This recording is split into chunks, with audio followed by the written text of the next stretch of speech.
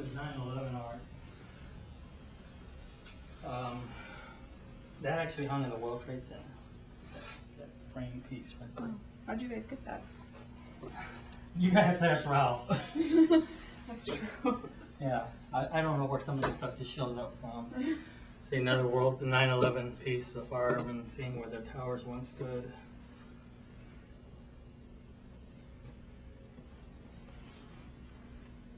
Yeah, there's a lot of towers. Oh yeah. These two pieces are his favorite, so we put these kind of off to the side.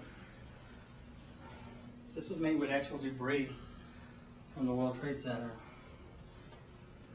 An artist went out there and picked up some of the debris that was on the floor and out of the cement or whatever, the wrappers, and there's a watch that's here somewhere. And you can,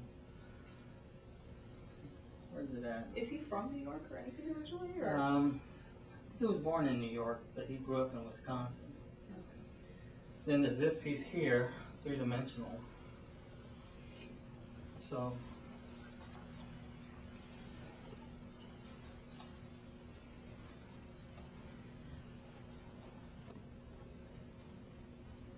I mean, I've heard of it.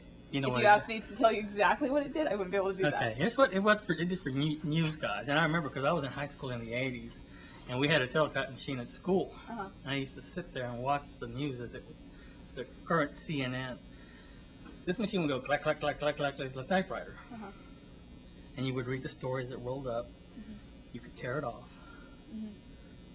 Supposedly, a media person could, radio station, newspaper, whatever, take it, spike it, or write a story about it, or whatever. This was kept by a media personality from Houston. What do you see here, the news, the breaking news that they're writing about?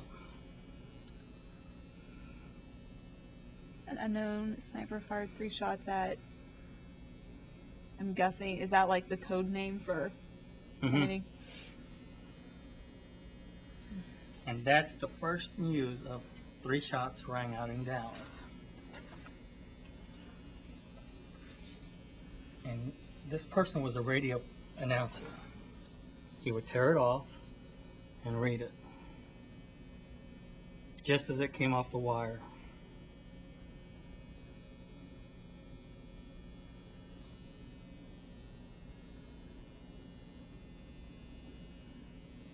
Wow.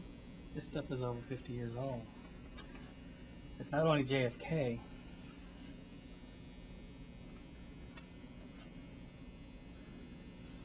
There's something here about for Dr. King and Robert Kennedy. So, you know, when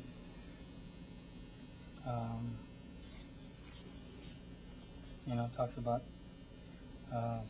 Robert Kennedy in Los Angeles, and of course, Dr. King's in Memphis.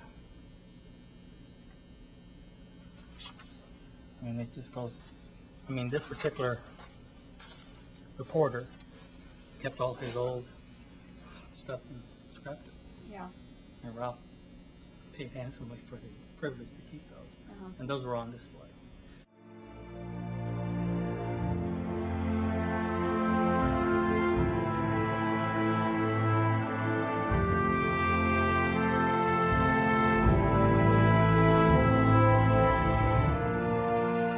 In the city, they have a little chair for each child that died. Yes, you know. I've seen. Yes. Uh-huh. I said, how do we create 3,000 of something so that it could be seen and the number would mean something? So we thought long and hard, and we thought of a sculptural piece that was custom made by Ken, that same contractor. He had one of his shops make it for us. And what it was, we had school children, we had tenants, we had anybody who wanted to. The building was open 24 hours a day. They would take a slip of paper to read somebody's name, and each person, they would drop one of these little foam things in here. And if you notice, they're different colors and shades and whatever, just to represent the different races and the different cultures, the different everything about the people who died in the tower. But there is a name attached to every piece. What's even more interesting, if you look at the base, those are stones, river rocks. those are the first responders who died. And the honor to read their name was given to the Dallas Fire Department and the Dallas Police Department. And they came here on their time. And we had a bell that was set up right there for them especially. Every time they read a name, they rang the bell. And they put the stone and the name down.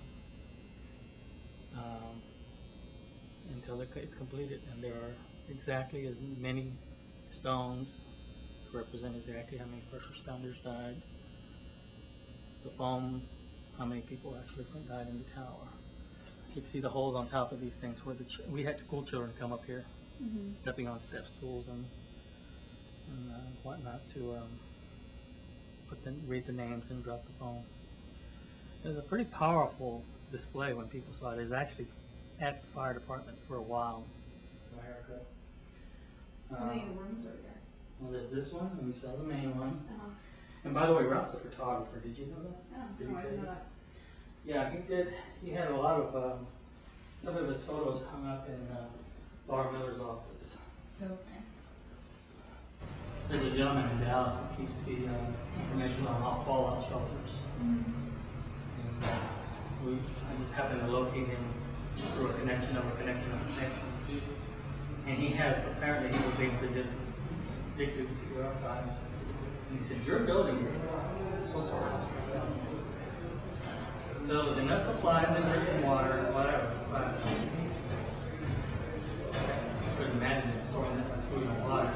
You can see how the water came. That actually has water in it. I follow the water. Most definitely. I'll show you something interesting.